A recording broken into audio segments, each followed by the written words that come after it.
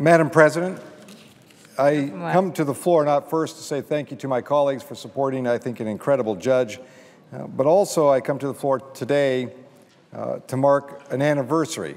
December 18th, 2011 marks the 40th anniversary of a truly historic date for the first people of Alaska, passage of the Alaska Native Land Claims Act.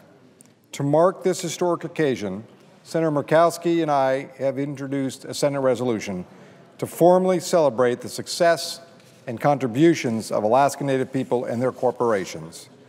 We will be asking for unanimous consent of our colleagues to adopt this resolution at a certain point. Over the past 40 years, Alaska has witnessed astonishing economic growth resulting from ANCSA. This has benefited not just Native people, but all of Alaskans. This historic piece of legislation allowed for a new group of people who for centuries were economically disadvantaged to enter into the business world and become economic leaders. Under ANCSA, they have contributed to the state and the national economies in an unprecedented way. ANCSA has two primary goals: to resolve long-standing issues surrounding Aboriginal land claims in Alaska and to stimulate economic development. Many Alaskans led the charge on creation and passage of the Claims Act. My father, late Representative Nick Begich, was one of them.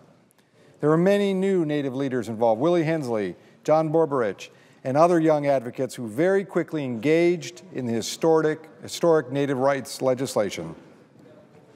Today, I would also like to recognize all the wives, daughters, sisters, secretaries, and other powerful women who contributed to the passage of ANCSA. Many of them may not have received the formal recognition of their contribution. Women like Marlene Johnson, who played an instrumental role in the creation of the passage of ANCSA. She spent countless hours flying to and from Southeast Alaska to Washington, D.C., leaving behind her full-time job and 5 children, doing her part to see ANCSA move through Congress.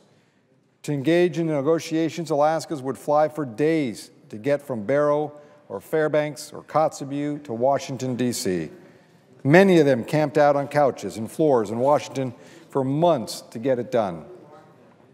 Today, the Alaska Native corporations are tremendous economic drivers, not only for Alaska, but for the entire United States and even internationally. In 2010, 8 of 10 most profitable businesses in Alaska were Alaska Native corporations. Of the 5 that topped $1 billion, all were Native corporations. Cash dividends paid to corporation shareholders continue to be very important sources of income for many Alaska Native individuals and families. In total, dividends paid by Alaska Native corporations to their shareholders rose by 39% from 2009 to 2010 to up to $171 million. These dividends serve Native families in many ways. In some cases, they help provide basics like food, heating fuel, or supplies and equipment to continue their subsistence way of life. For other families, and shareholder dividends go into college savings accounts or new startup businesses. Sometimes they simply help offset the cost of caring for their aging loved ones. And for the business owners everywhere, Native and non-Native alike, shareholder dividends provide a major economic boost. Today, Alaska Native corporations and their subsidiaries are providing thousands of jobs across the United States. These corporations provide job training and scholarships and other support to create new opportunities for young shareholders and their descendants. The corporations also offer meaningful internships to help young Alaska Natives build long-standing professional careers within the corporate structure. Elders, the most respected people in the Native communities, receive special assistance and financial support from their corporations.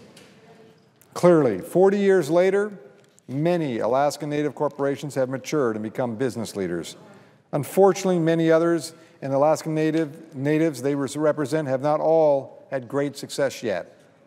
The Alaska Native Land Claims Act was one approach, an experiment to meet Alaska's treaty obligations to the first people of this country.